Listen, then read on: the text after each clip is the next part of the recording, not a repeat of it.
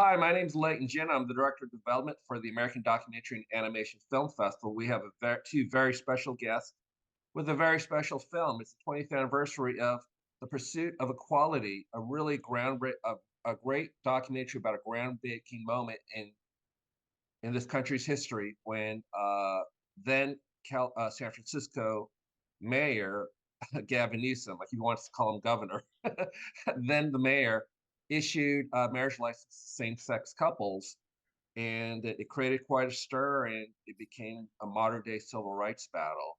And Geoff Callan, Mike Shaw, the co-directors of this film, captured all of this history-making moment.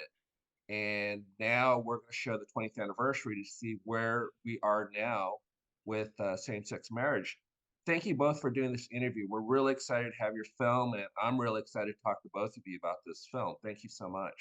Thank you. Yeah, appreciate your time.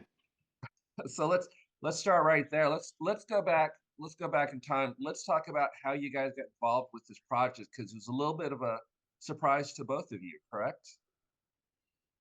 It was. It was it was one of those things where when Gavin ran for mayor, Mike and I have been working on a lot of the projects, but we decided that we should document that as well, just because he's a good friend and everything like that.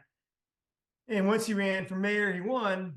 Mike and I were working on making a movie about that election, but then Gavin and I had brunch a few weeks after he was mayor, and I said, "What's it like being mayor?" He said, "It's a lot of work." I said, "Anything exciting?" And he says, "Yeah, I'm about to ruin my political career." And I said, what do you mean? What are you going to do? He said, "I can't tell you what I'm going to do, but I can tell you that it's the right thing to do." So cut to, I have a little baby. My wife and I have a little baby girl, and Mike is living in East Bay, and Gavin calls me on February 11th around 11 o'clock. And he says, "I need you and Mike to come down to City Hall tomorrow, February 12th, because we're going to marry the first same-sex couple in the United States." So of course, back then, as Mike likes to remind everybody that, this is before YouTube. We had mini DV tapes. We had the charger batteries. And so I'm like, "Mike, how many tapes you got?" He goes, "Oh, dude, I got one tape." I go, "How about you?" "I got one tape."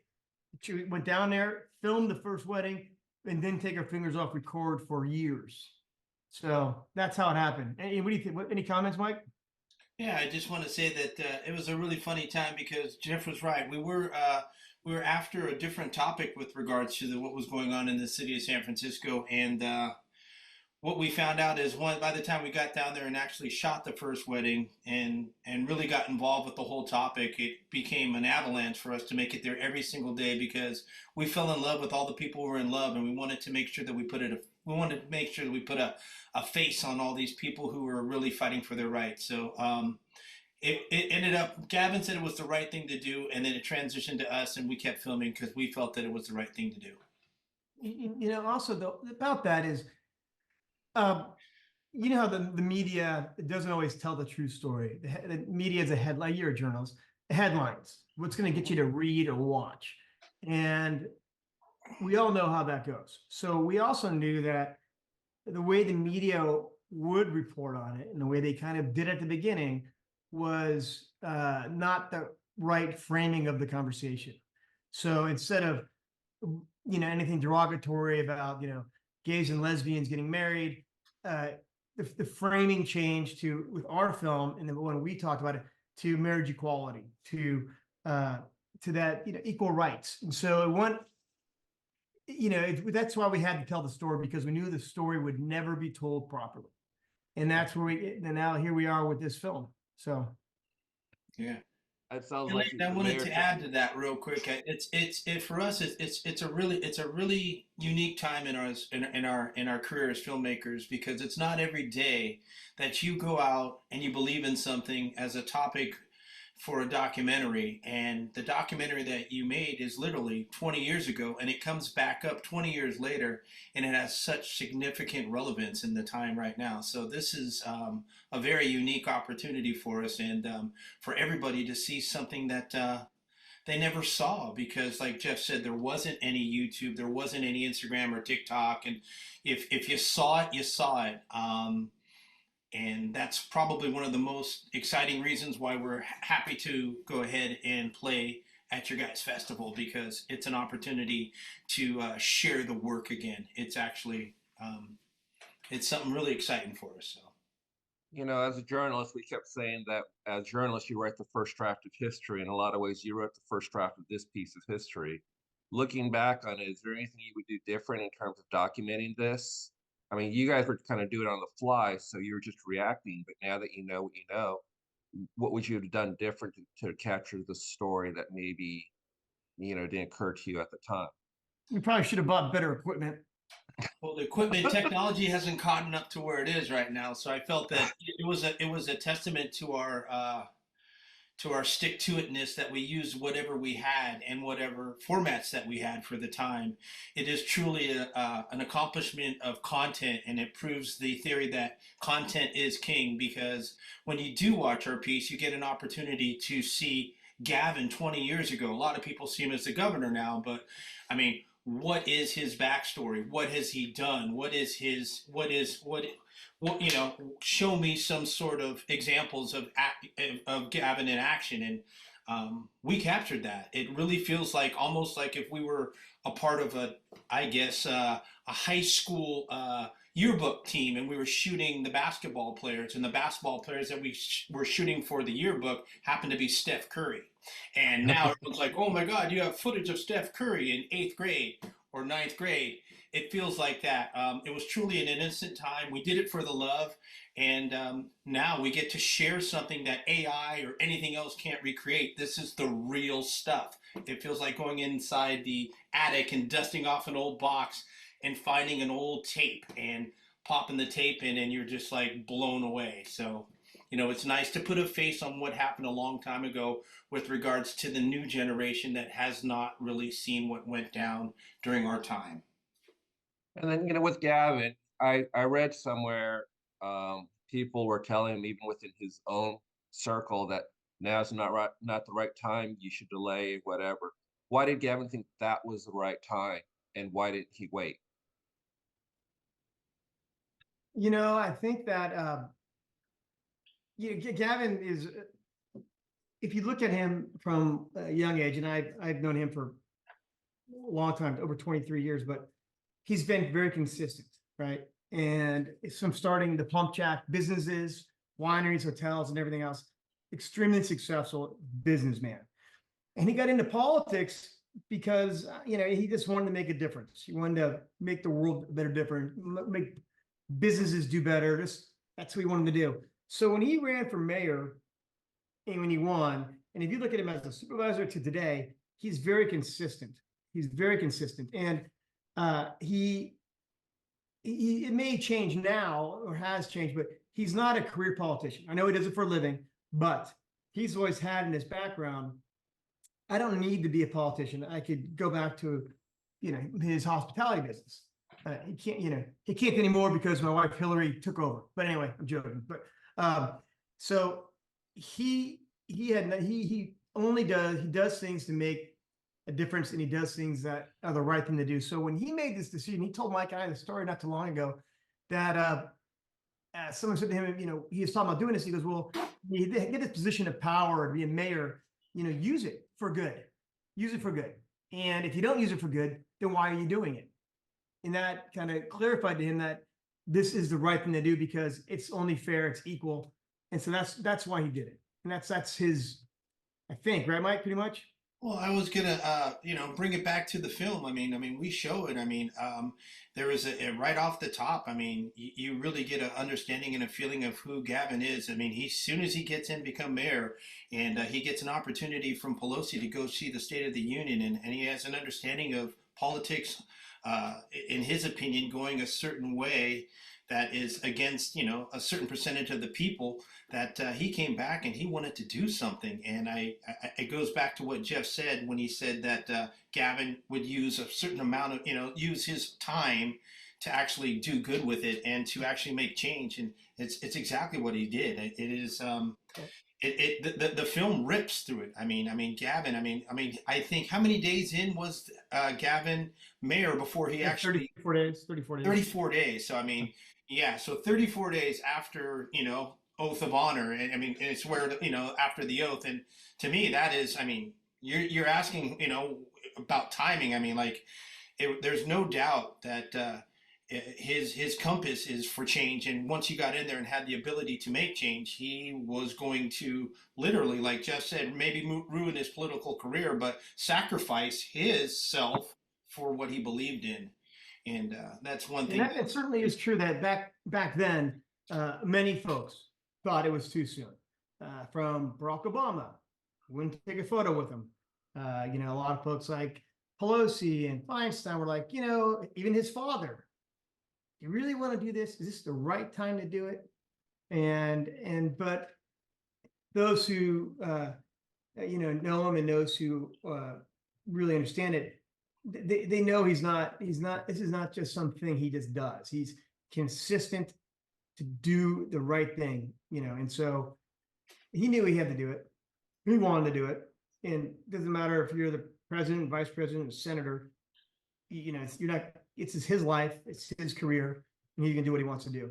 So Yeah. Now, I wanted to say one more thing about it, and if I may, it's the film itself. It's not what he does. I mean, obviously that is the magnet that pulls you there. But the film itself, we have this unprecedented access in the chambers with him and his legal team and advisors trying to figure out the strategies, the push and pull of the of both sides wanting it to go one way or the other, in the narrative, the public, the couples, the courts, the strategies. I think that the viewers will really have an unprecedented view of that. I mean, it's what Gavin does, but it's how he does it is what is special to me, because I think that in the film itself really he lets us into the chambers. We're a fly on the wall while they're figuring it out. When the State of the Union, when Bush is firing back, I mean, it's, we're at the moment, like, when there's a stay, and like all this stuff is one take. It's real, it's raw, and you never really get to see behind that closed doors of politics. And so we feel that this is an opportunity to see something super special. yeah. And the one thing about the film also, it's I know we're talking about Gavin a lot, but it's not about Gavin. I mean, it's not, I mean, he's not like in the movie the whole time at all. It's really about the couples like Jeannie and Paulie, who you spoke with. It's about the people. It really is putting a face on this issue, and which is more important today to talk about, because this film is actually probably as relevant, if not more relevant today than it was 20 years ago, because younger generations don't understand. People forget that blacks couldn't marry whites, women couldn't vote till 1920. And then there's they're going to bring Roe versus Wade. LGBTQ rights are being attacked again, but it's not necessarily an LGBTQ movie. It is in a lot of ways, but it's also about rights. So it's about remembering, like we said in the beginning of the film, blacks couldn't marry whites, women couldn't vote. Let's set it up about rights. And then now there's this right. So if you can relate to, well, it's unfair that blacks should be able to marry whites. They should be able to, and women should be able to vote. Well, why can't you marry someone that you love? So that's an interesting topic when you talk to the far right and people who aren't against it, is that, well, they're different. Well, they're not different, right? And so what this film does, it covers both sides of it. So Mike and I always say, you may be, if you're for this issue, I'm not going to change your mind. You're not, you believe in it. Now, if you are 100%, against gay marriage, and if you're 100% like a Bible thumping person, whoever, you're not going to change your mind, and that's fine. It's okay. But if we're able to use this film as a tool, educate like we did years ago, and those people on the fence who don't understand the issue, it could be your brother, your mother, your sister, your aunt, your uncle, your best friend. You put a face on them. So even look at was it Henny? Who was Vice President Haney's daughter was gay, and he was against it, but then he supported it. Cheney's daughter. So identify, put a face on it, educate, learn, have separate church from state, and just be good to people. Yeah, you hit on something really good there with regards to rights and equal rights and civil rights, Geoff, because when you really take a look at it, I mean, the film, what it really does, it lifts off the pages of history and you actually get to see it. And that works really well in this day and age with regards to attention spans, right? I mean, it's very action packed and you don't get lost in the story or put it down or put it in pause. It's very enthralling. So when you're engaged and you watch it, you really get a sense of going back in time and how it was and how much of a struggle things really are to get to they are today. So what our film is about, it's about energy, it's about educating people or giving them an opportunity to see this, but also energizing people to go forward and to be active with regards to whatever they feel topically civil rights issues for Asians, blacks, what have you, in the LGBT community. It what we want to do is to show a case study of when people are being oppressed, what they do or what they feel like is so important to them that they will stop their everyday lives to get out there and to fight for something that they really believe they should have and an outcome. So it's really nice to see a case study of people not taking it anymore, making a stand for themselves, and actually going out there and being active, and the outcome. So, like Geoff said, we're not trying to say one way or the other because we obviously didn't want it to be a one-sided film. We gave the microphone to the other side. We said, "Who are you? Why are you here? We don't want to put words in your mouth. You speak. You tell us why you are here. Why you are protesting against what is going on. What is it with you that is so wrong that you oppose this?" And so it gives a really great perspective from all sides. And like Geoff said, it's not really about Gavin. It literally, Gavin is one of the documentaries in the documentary. There's all these sub stories. There's a legal aspect. There's a political science aspect. There's a civil rights aspect. And at the end of the day, it's like this trilogy that keeps turning from the people in love to the courts to the people who are trying to keep the doors open to the people trying to close it. And it just rocks and moves like that. And I feel like that's what was magic in the tempo of our film. What do you guys learn from talking to the other side about this, the people who opposes the gay marriage? You Well, spoke to a lot there's of a them, lot and of, I mean, for one, first and foremost, for every action, there's a reaction, right, right? right. And it is the definition of someone's belief is truly within themselves, which gives them the inertia and the ability to stand up and really, fight and make sure that, something that they feel is encompassing or taking something away from them, it really prompts them to stand up as well. I felt that both sides are very passionate. One, with regards to not, the definition of marriage, and then the expansion of the definition of love and rights. I mean, it is a deeply rooted line, and people do not, and we have people in each other's face in this thing, and for better or worse, it is a truth that is ongoing. So I feel that. Yeah, what we learned from the other side is that I don't think either side is going to go away. Yeah, It's coming exactly. back down, right? This is ongoing. I mean, my feelings is if it doesn't affect me, why would I wouldn't do much about it. I'm just a little fascinated by the opposition that they would go to certain lengths that they have to kind of oppose the marriages. So that for me, that's kind of compelling to see why you would go to those lengths to oppose this when the bottom line, it doesn't necessarily affect your everyday life. Did you get any perspective on that from the Yeah, people you spoke Jeff, to? Jeff told me about the haves and the have-not, the people who have the marriage and from the religion and what have you, seeing this as an abomination, and the whole context of, the background of the preference that is coming to try to share the same in the same sanctity of love in the perspective of marriage is one thing.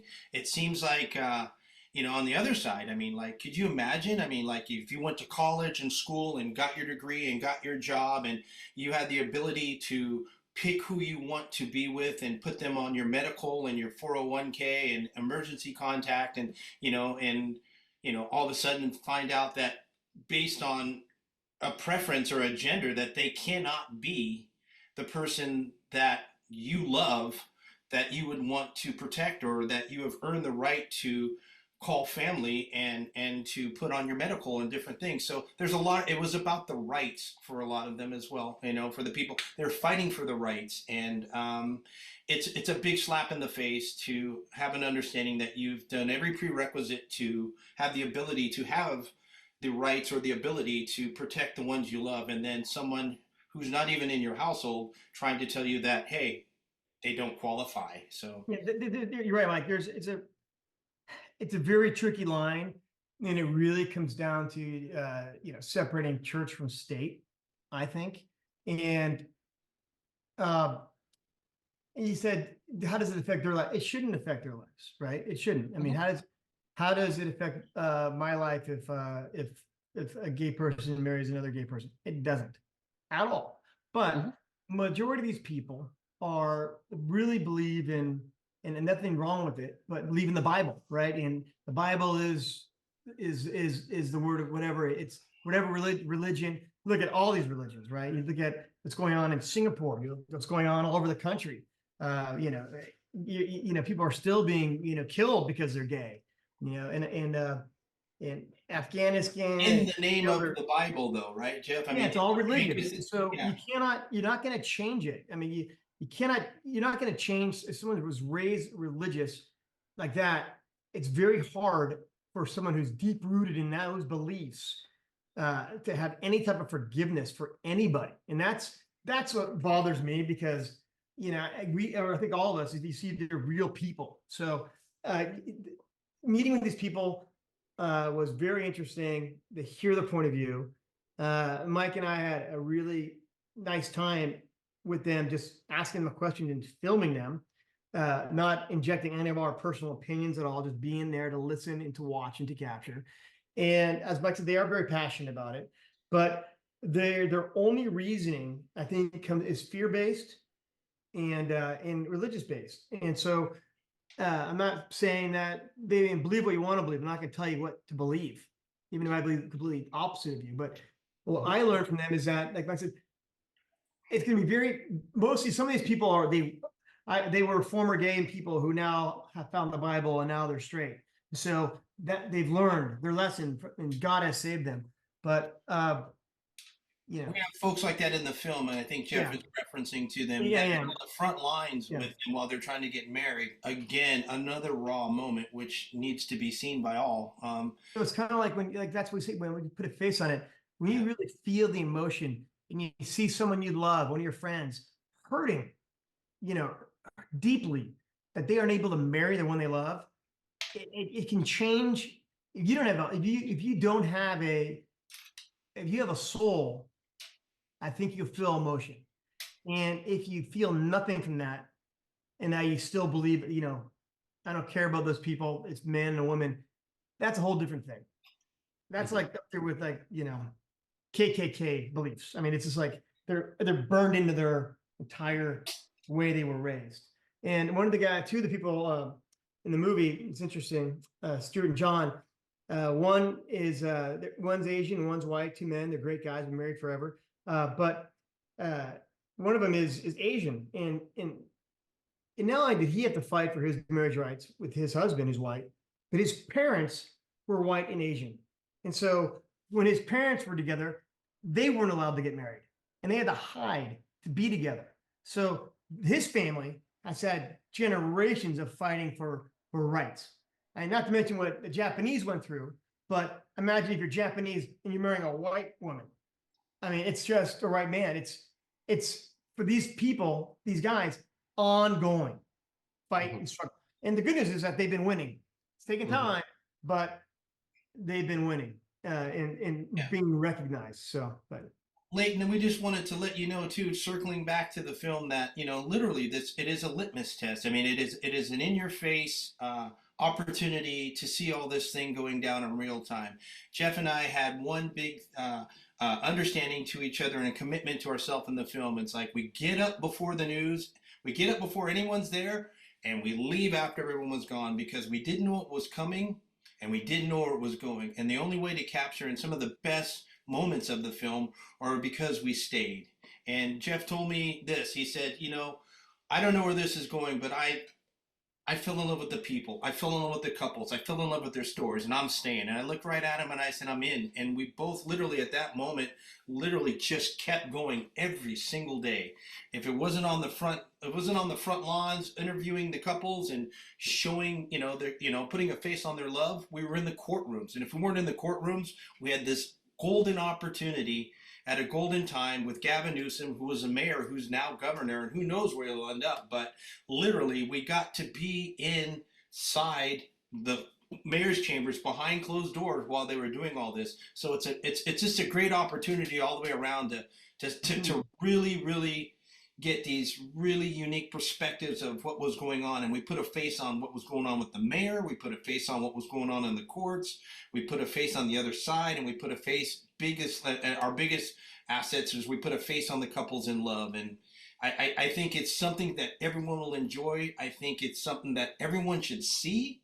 And I don't see other films with this kind of unprecedented access. And it is well worth anyone's time to come on out and see it. It is, and I know it's our film, but it's that good. It's unique.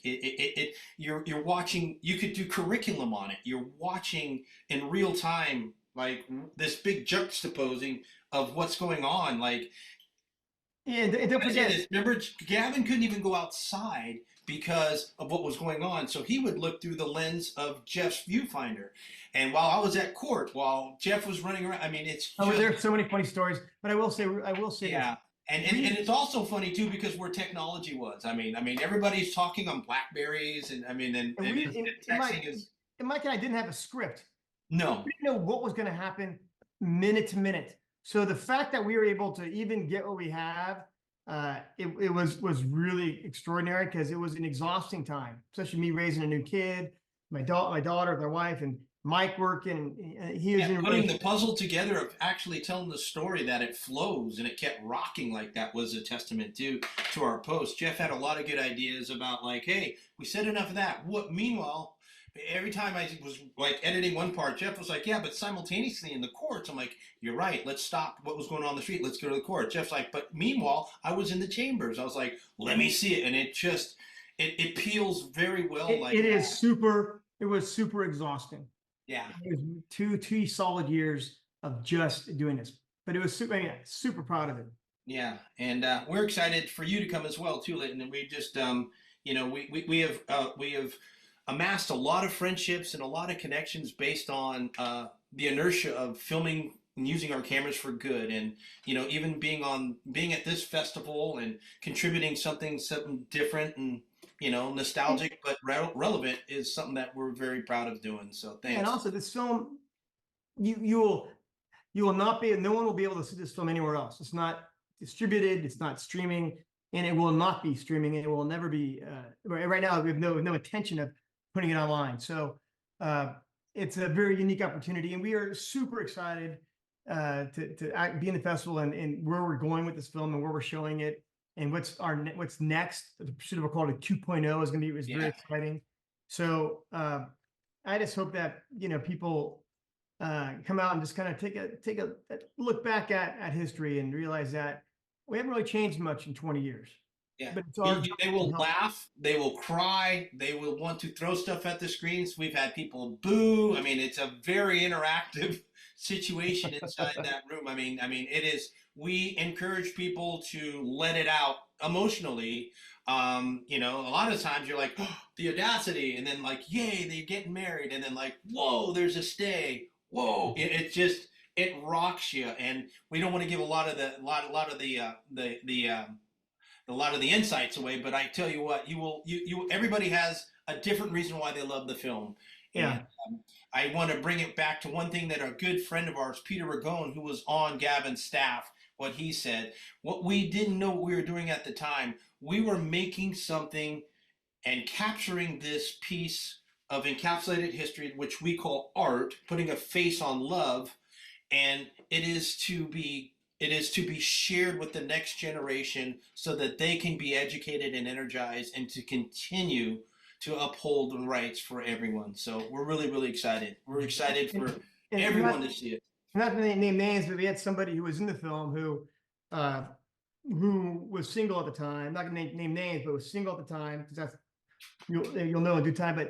And he was just working for Gavin, and he knew that it was the right thing to do because working for Gavin, he's not doing something just for the heck of it. There's a meaning to what he's doing. And so cut to 20 years later, this gentleman, he got married, had kids, and one of his kids is gay. And happened to see the film with us at USC not too long ago.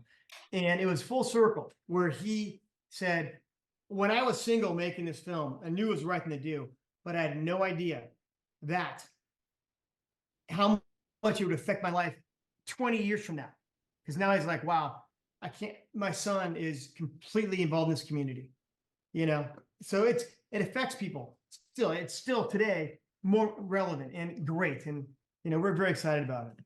When you film a documentary, you never know where it's going to take you. And during that course, you always find gems and really some treasures, Polly and Jeannie being one of them, which Mike commented on. Who are some of the other gems that you guys found during this process who were very invaluable to telling this story?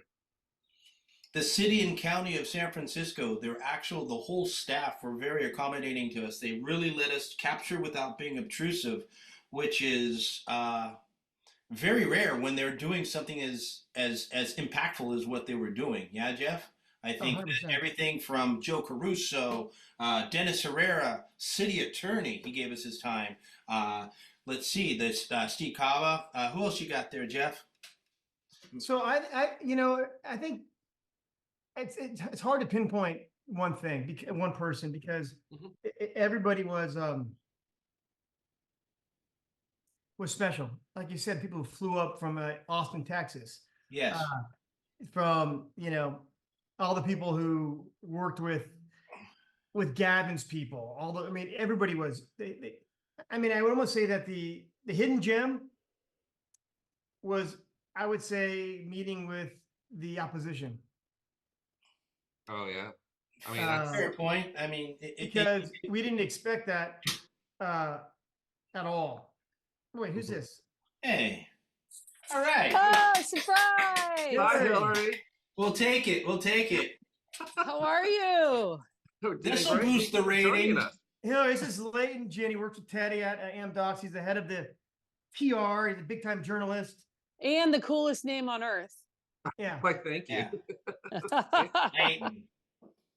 Such a great name. Since you're just joined us, Hillary, this is the 20th anniversary of this film. Can you talk about your recollections of the film and why it's still relevant today? Well, I'll tell you the recollection that I have of the experience of being sort of on the periphery of the film. I was, of course, with my husband when my brother said, that drop the mic moment, I'm about to ruin my political career. And I had a fairly young child.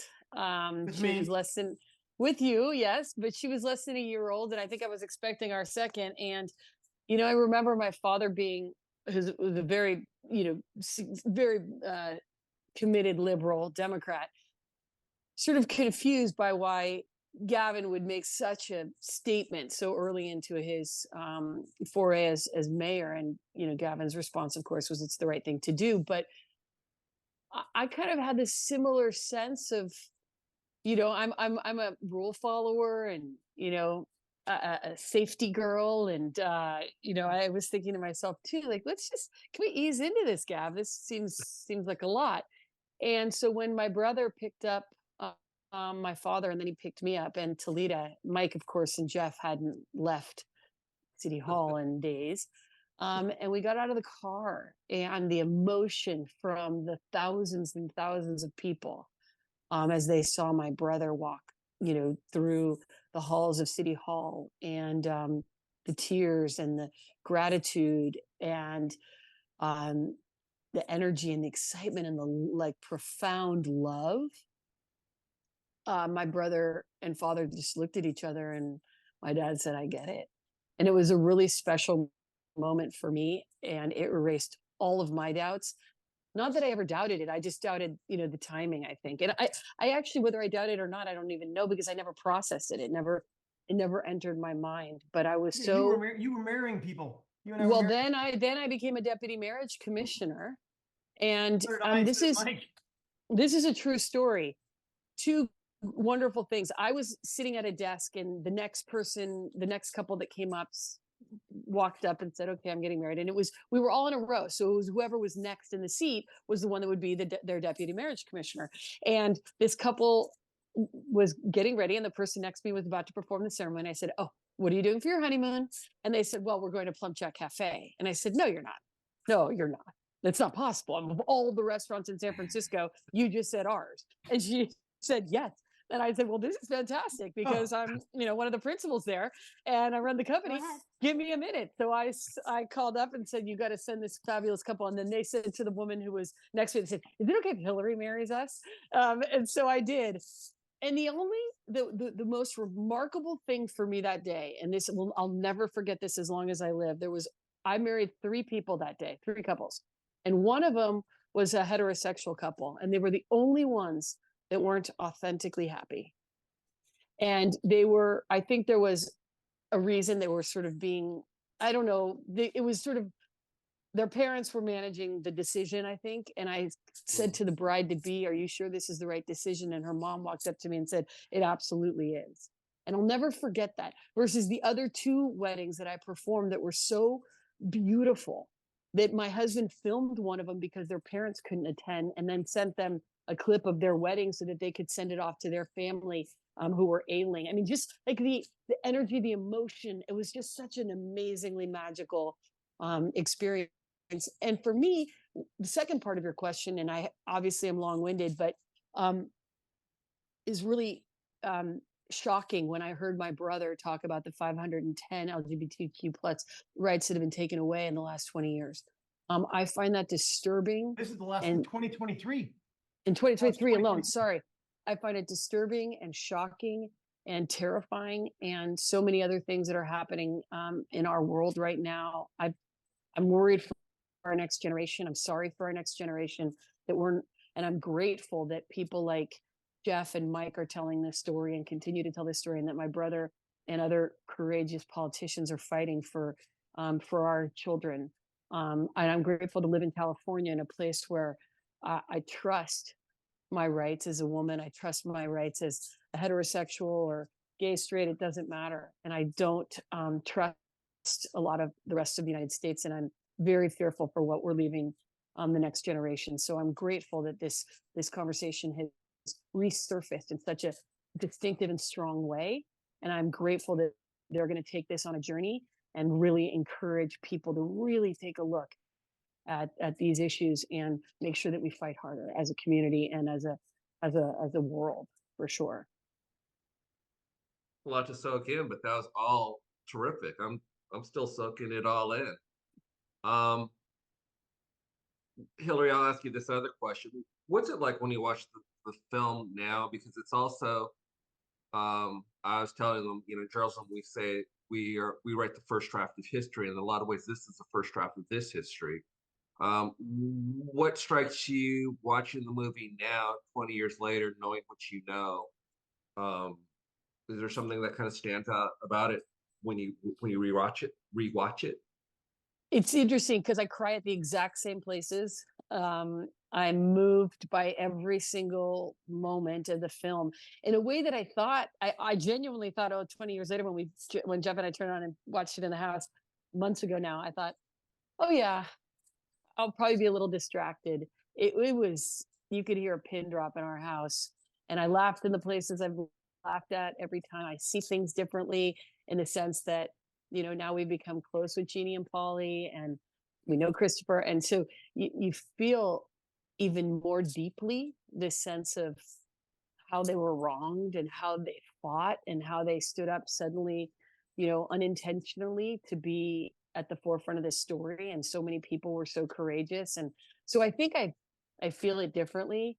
I feel it more deeply 20 years later, but I also am, like I said, that last few minutes of the film where they talked to Gavin at the Castro on February 1st, and he shares where we stand today, I'm discouraged and I'm disappointed and I'm nervous and I'm grateful because that Castro Theater was filled with all the same courageous people that we had 20 years ago, including Mike and Geoff, right, and Gavin, right at the front of the crew. And I'm grateful that everybody assembled again to recognize that we've got to continue on.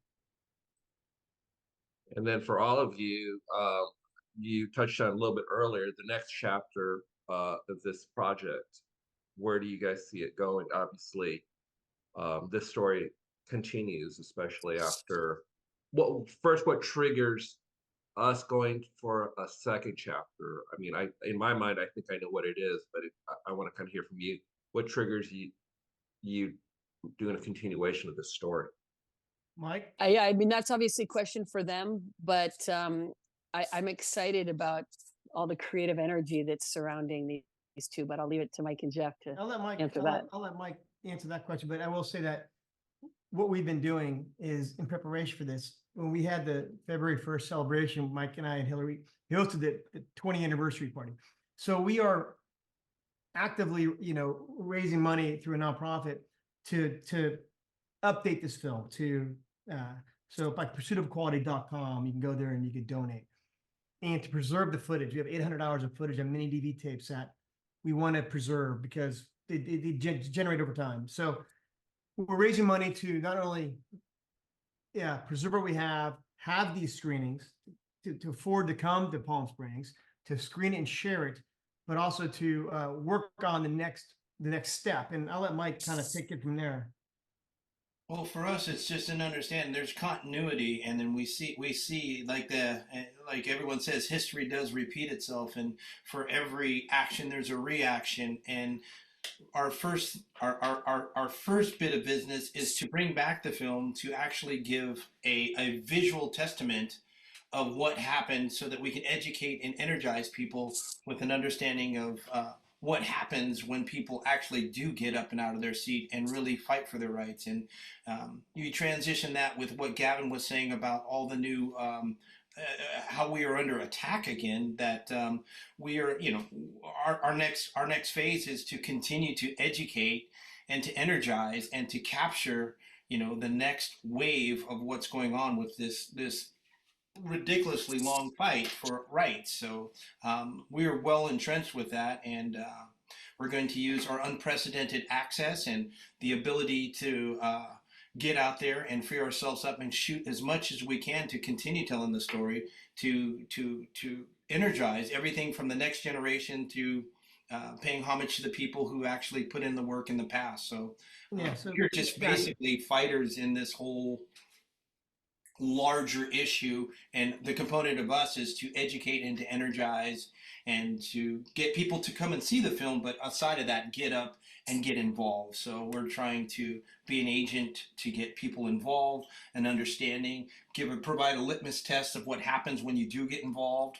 We felt that the last round went really, really well, and we have it captured. So we are just whatever we can do to be a component of good.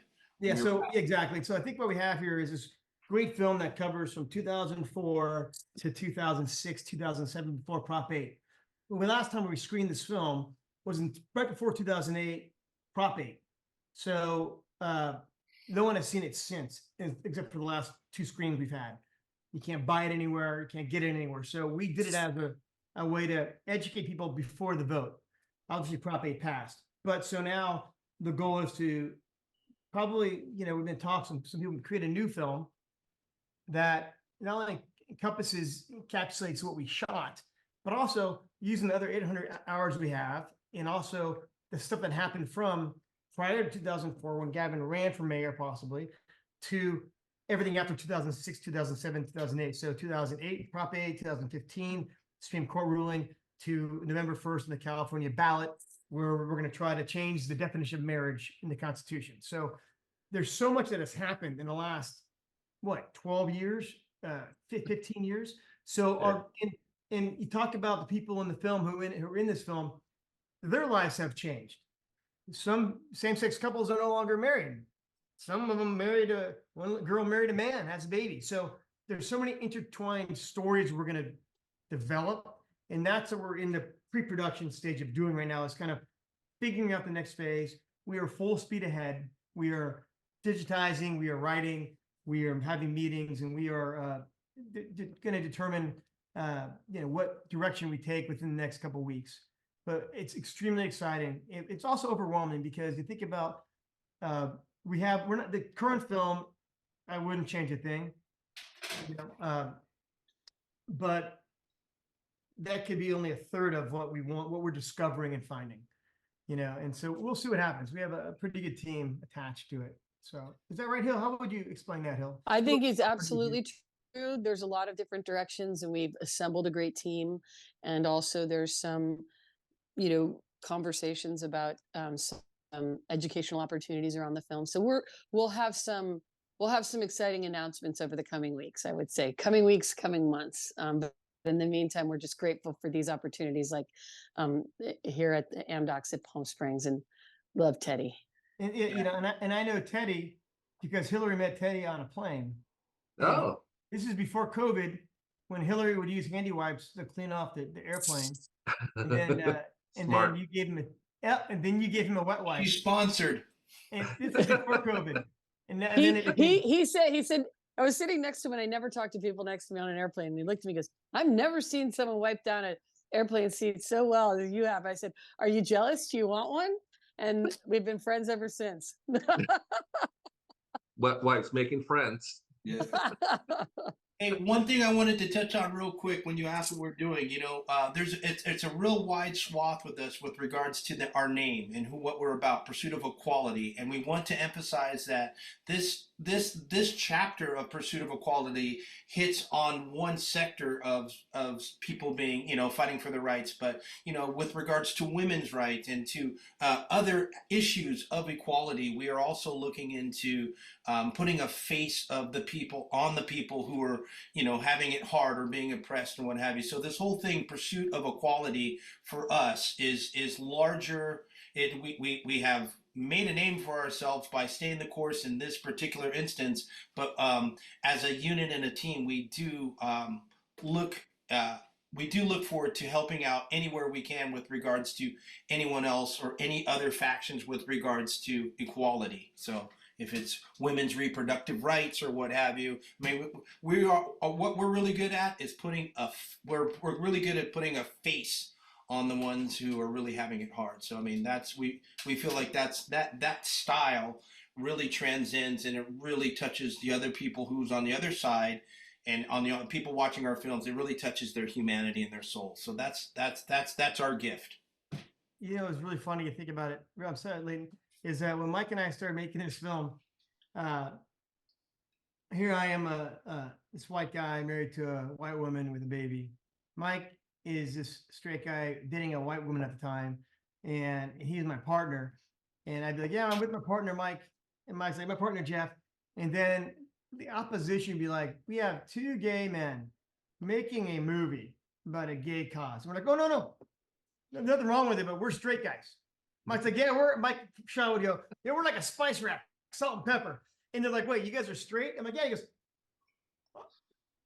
"Oh, so there's no agenda." Oh, no, we're just filmmakers documenting a story that needs to be told. So there's no agenda with us. We're literally two straight men who are passionate about making films and telling the truth and showing a story. And so it's kind of funny that, look at us, right? Yeah. There's they actually put in there, it said, "and partners, Geoff Callan." I mean, they wouldn't say filmmaking partners, it said, "and partners, Geoff Callan and Mike Shaw."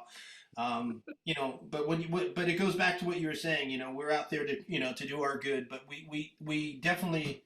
Geoff told me this a long time ago. You have a camera. You can use it to shoot someone in despair, or you can use it for good. And we decided to point our lenses at doing good. So I mean, that is like the foundation of why we stayed the course. And yes, we are not, we are heterosexual, but at the end of the day, we understand it, we get it, and we understood the importance of that. And that was another reason why we stayed. Because we stand in alliance with you guys. So, I think that's the whole point. I think it wasn't this was innate for us. We're going to happen anyway. But for but for those who are opposed to it, this issue, I think it does the solidarity of standing together. I think for naive people, it makes a difference to them, right? So it was really nice to get the recognition and the acknowledgement from at the Castro with regards to all the people who were married, who were really happy that we captured it the way we did, because we got to put a face on it, and the face didn't have any bias. It was just us really showing them in love without any personal gain for us, and it plays out better. We, like Geoff said, we stand next to you in solidarity, and our contribution is our work. And what's interesting is that when we screened this film from 2005, the first time we screened it was at the Castro Theater. We won Esther International, but we had many festivals up to that, but we kept changing it, the ending, because the courts would change, and so we had to re-edit everything. So, it was pretty interesting. But back then, even then, like we talked about, people who wouldn't take a photo with Gavin and wouldn't support it, even festivals were against it. It was too soon. So we were way too soon with this topic. But now it's or really just exciting. in time, depending how you look at it. It's what? Or just in time. Yeah, Just in time. So it's perfect. So we were casually late, Geoff. yeah. Well, I tell you what, I think this is where we should stop, because we want people to have questions to ask you when they come out to watch the film. But I can't tell you how much I appreciate all of you coming online with me to speak with me about this. I think it's a great film. I missed it the first time around, so I'm looking forward to watching it this time around. I'm telling all my friends about it, because I think this is an important film. It's a film about I don't think it was an LGBT film. I think of it as a human film. Yes. Because everyone has the same battles, whether it's LGBT, race, gender, whatever. And, hashtag sneaker doc. No one knows it's coming. It's a sneaker doc. It's like, whoa, we didn't see that coming. all right. Layton, I dare you not to cry during the film. Yeah. You call me if you don't cry. I'm sorry, I'm going to miss you in person, but it's very moving, and I'm really deeply grateful to you for this time today. It's very generous of you. Absolutely, I'm grateful for all of you taking the time to speak with me about this film. I'm looking forward to this. I'm excited about it, and I think it's going to be a real benefit to our community. Thank you all very much for this. Thank you. Before we go, just remind everyone, the American Documentary and Animation Film Festival is March 21st to 25th at the Cultural Center, Palm Springs Cultural Center. Get your tickets soon. This ticket's going to go fast, so don't sit, run, and go get your tickets, okay? Looking forward to seeing you all here. Well, not you, Hillary, but you'll be in our hearts. She's there in spirit. That's right. And so we'll see you guys over in Palm Springs, and we're looking forward to screening this film. It's going to be fabulous. Thank you all again. Thank you so much. Appreciate it. Bye-bye. Have a great one. Yeah.